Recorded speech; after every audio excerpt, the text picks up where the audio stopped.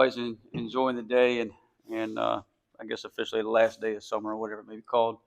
But like off, thank you to all the fans and Pirate Nation who showed up on last Thursday up in Raleigh. Just that support you guys showed shows how special this place is, how special East Carolina is, and our players certainly felt that. And what a great atmosphere for a football game. Obviously, didn't turn out the way we wanted it to, but I think it's hard to go on the road as an underdog and spot a team 17 points and finish the way you did. Or turn out the way you wanted to turn out. Obviously, we battled back. Shows a little bit of resiliency by our players, just the way they fought back and hung in there. And then the last drive of the game, you have a chance to either go tie it up or go for the win there at the end of the game. So it shows a lot about our guys, who they are. But at the end of the day, we're not about moral victories. Nobody around here is, and that's who we're about. And our players would love to line back up and do that again. But we don't get the opportunity, so we can't keep our eyes out the rear view. We got to keep them out the windshield, but at the same time, we got to learn from our mistakes. And really, our mistakes were just fundamental technique stuff. I mean, we got to get off to a better start, and some of that is just about our feet. And I think on both sides of the football, on defensively, it's about tackling and getting our feet to contact, stepping on a ball carrier's toes. If I can step on your toes, I can probably tackle you.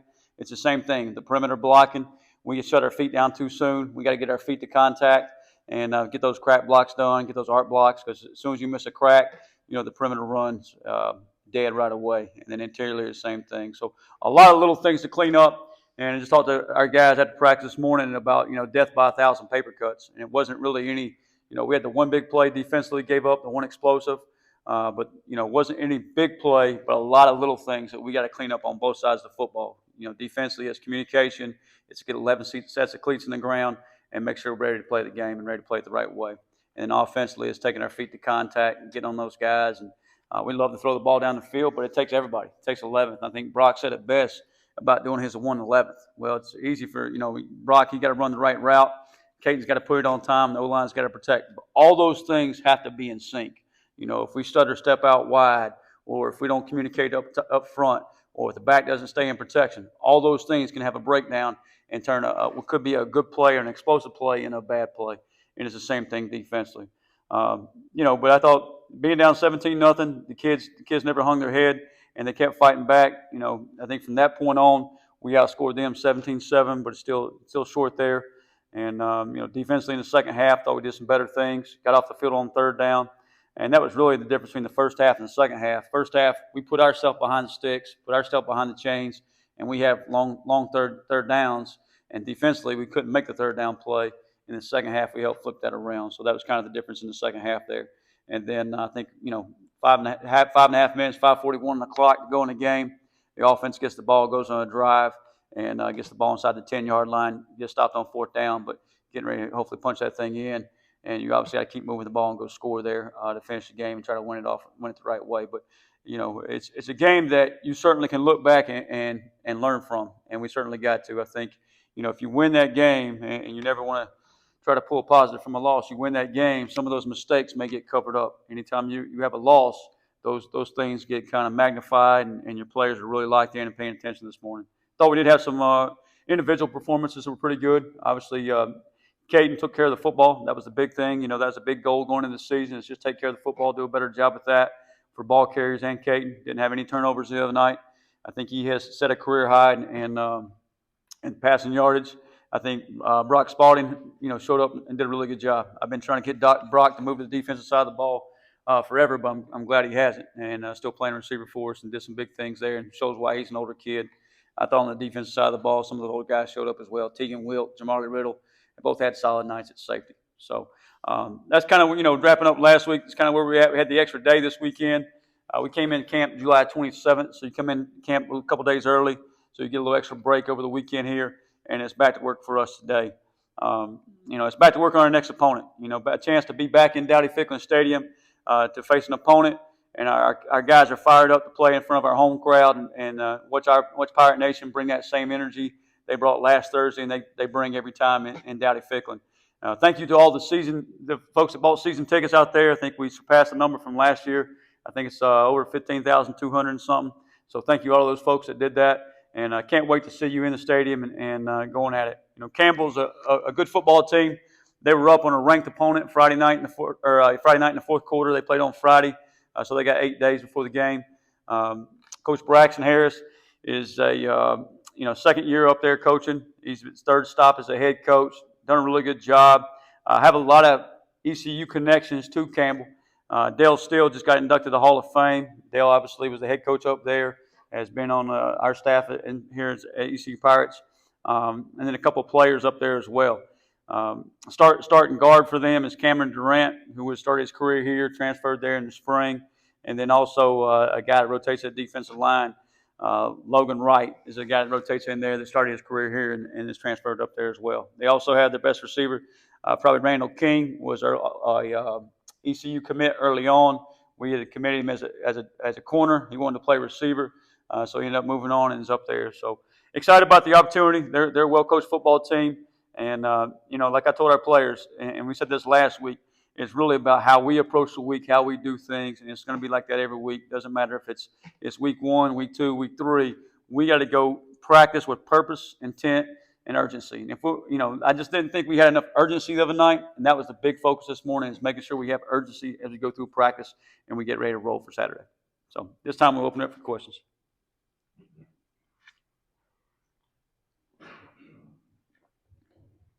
I was just curious, as you look back at the end of the game, you guys were up tempo, looking pretty good. The balance there of trying to slow it down, not leaving them any time, and also scoring there. Yeah, there's a fine balance, and that's probably our best drive of the game. I think we had 12 plays on that drive. I think that was probably the cleanest drive we had all night. There's some drives throughout the game that we got to clean up, and we get the ball moving. We had a penalty set us back, and then you're behind the sticks again. That drive, we had the ball moving, down the field pretty good. And you got to manage the clock a little bit. I think the biggest chunk of clock we let go off, it got under 2:40. You can run it all the way down to 2-minute warning and get to 2-minute warning, which you obviously, the main goal is go score. Go put it in the box and either tie it up or give yourself a chance to win. Number 2 is after you score, make sure you don't leave the other team enough time to have a 2-minute drill. And really in college football, about 1:40, 1:30 is enough time to go 75 yards and put it in the end zone or set up for a field goal, obviously. So that's the biggest chunk right before the 2-minute warning there. We took a timeout, I believe, right on 4th down. We tried to hard count them, draw them off sides. If we would pick up the fourth down conversion there, I think we're at the 9-yard line with about 1:15 to go and 2 timeouts. So I feel like we have plenty of time to convert. You really got 4 downs from there. You got two timeouts, so you can run the football, throw the football into the end zone, whatever you need to do there to be successful. But it's a fine line of, if it works out, great decision, great situation. If it doesn't, you always second guess yourself as coaches, players, all of us. But the main thing is we got to, execute on the fine little things and details of those things. Coach, I know you talk about the money down a lot on defense, on offense. I think it was 6 or 7 to 20 on 3rd and 4th down Thursday night. What do you feel like, just after watching the film, are the biggest issues on 3rd and 4th down on that side of the ball? Yeah, manageable 3rd downs. I think in the bowl game we were 14 or 16, and it's just the opposite in this game. And it's really because I think you got 3rd and 10, 3rd and 12, 3rd and 9, 3rd and 33. Those 3rd downs are hard 3rd downs to manage. There's not a whole lot of 3rd and 20 play calls out there. Those are tough ones. You're just trying to get a chunk of it, and hopefully you can squirt through. Somebody miss a tackle and get the first down, or just get out of your territory and gain some field position there. So that was the biggest difference offensively, and defensively too. We let them have manageable 3rd downs. They're 3rd and 3, 3rd and 5, 3rd and 6. Those are manageable 3rd downs. Those are easy, situations for those guys to convert, and vice versa for us. So we got to do a better job on 1st and 2nd down. And that's what it comes down. Like, obviously, the 3rd down stands out because that's what's in the stats, and everybody sees that, and everybody focuses on that. But it's really staying on schedule 1st down, 2nd down. You miss a crack on a 1st down, or a linebacker runs through, and you have to reach out and don't move your feet, and you grab him and get a hold, and it's 1st and 20. It's hard to get back on schedule. So we got to do a better job cleaning those things up. And I told our players this morning, we don't like it. The sun still came up, but we got to own it. And that starts with all of it. Starts with me. We got to own our mistakes, and we got to get them fixed and have urgency to do that. Coach, as a follow-up on that, the running game, what did you see on tape as far as the running game and some of the issues there? Yeah, exactly what I just hit, really, Brian, is, it's little things. Like, there were some runs there that, hey, if we just move our feet, do a better job on this or do a better job on that, they're there. We got to we got to pop those in there too. And, we got to connect on some of those deep passes, and that'll help that run game as well. So it all goes together. If you're not connecting on the deep ball, why does the defense have to respect it? If you're struggling to protect, you don't have to worry about the deep ball either. If you can't run the football, it doesn't set it up. So all goes hand in hand, all goes together. And it takes all 11 guys to get it done. So it's not just, hey, the old line, or not just the running back. It's the perimeter blocking. It's making better reads. Some of those should have been pulls and hitting them up inside. So we got to do a better job in all those categories. And I think I heard Coach Saban talking about this in the Alabama-Florida State game. And it's not an excuse. It just is what it is. Like, you're going into game one. You never know what you get in game one. But he was talking about Alabama facing Florida State. Florida State had 2 new coordinators, a new OC and a new DC. You think you know what you're getting, but you don't know exactly what you're getting. And then you have to go throughout the game and adjust. And I thought we certainly did adjust through the game and got better in the second half. So, again, week 2 becomes easier because you kind of see your opponent on film and know exactly kind of what their MO is, how they want to attack things, and how you want to attack them. And it becomes a little easier. Game 1 can be a little tougher sometimes. When it does come to those first quarter, second quarter, Yep. what was the big thing that surprised you about NC State that you couldn't really prepare for? The things I would say is just like, it's not what surprises you. It's like you prepare for so much, such a broad spectrum of things that could happen. What they might do defensively, what they might do offensively. And I think like the momentum, they go down the field, they kick a field goal, and you think, okay, we kind of took some. But if we get a stop there, maybe in the back of their mind, just going, oh man, this is the same as the bowl game. And then we get the ball, we go 3 and out. Well, the momentum's all in their favor, in their home stadium, all those things. And you just can't let that happen, especially on the road. You got to get off to a great start on the road. You watch it all weekend long. It didn't matter what underdog went in what stadium, who went into what stadium. If the visiting team got off to a tough start, it was a long day for them, and certainly was for us. And we got to do a better job of starting fast. And I'll change some things up in practice this week to make sure we focus on that.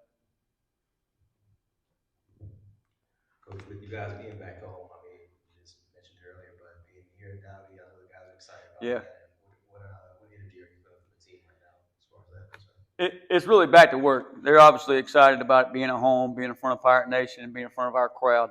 And but they want to make sure they put a product out there that they can pull that energy out of the crowd. If we don't make the same mistakes we did last week, there's not a whole lot of energy out there for that, and not a whole lot of patience for that from all of us. And they want to make sure they're playing the way we're supposed to play.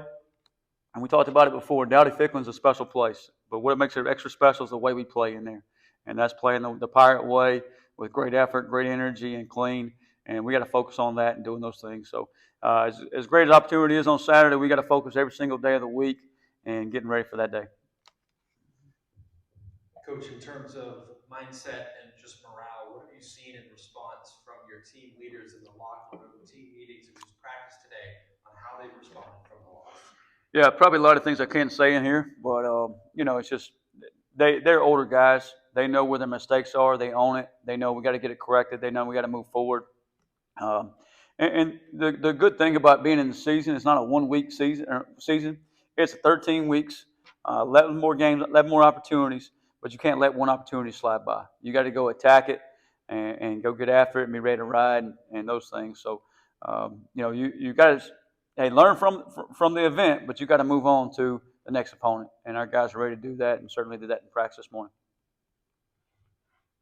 So Raheem Craig go down and come back in the game, but just how's the team health-wise? Yeah. Raheem almost made a great play. I think he tipped the ball up in the air, almost made a great play on it.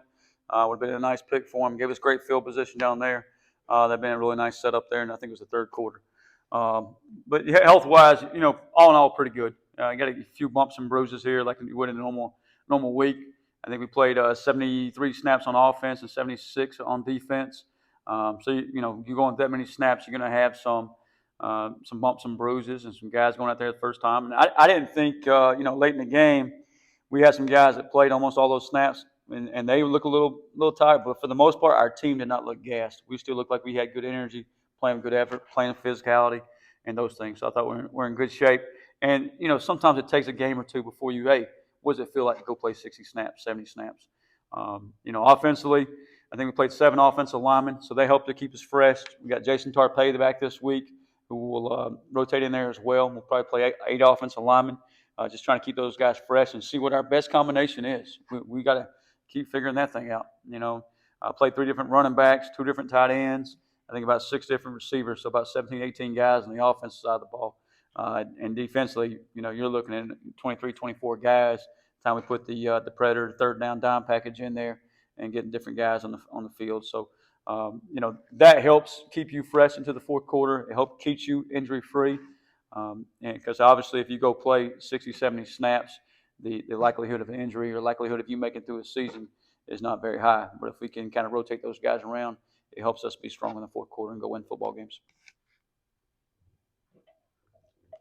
Coach, prior to his injury last season, Brock played about an even amount of snaps in the slot as he did outside. He continues to earn more playing time. Do you guys have a position you feel more comfortable with him at, or is he an all-around guy? I like that you use the word earn. I think everything we do is earned. And then Brock is certainly earning the right to be on the field and has always done that. You're going to see him line up in the slot. You're going to see him line up out wide. He can handle both those. He's an older guy. And he can certainly make a difference at both those positions. And I think gives us good depth at both positions as well. So in the slot, and you talk about Brock and Quiz Petaway and Peyton Mangrum, you feel good about that. When you talk about out wide, I thought Tyler Johnson, J.C. Connor had the big play down the sideline, and it was a play where they're trying to make a substitution package. They'd already called timeout once. It's the second time it happened. They didn't get their package off the field. They didn't burn the timeout. So it was automatically a penalty, so a free play for us. Caden hits J.C., Javante Connor over the middle, breaks a tackle. But what you may not see on that play is Tyler Johnson. Tyler Johnson sprinting down the field to make 2 different blocks on defenders. And you see Quez Petaway, who I think he hit 21 miles an hour in the game the other day, passing defenders up. If we will play with that type of effort, we'll look up later in the season. We'll get better and better every week, and we'll be happy about where we're at. We just got to keep focusing on that type of effort and make sure we're encouraging that, make sure it was 11 guys was playing with the same effort.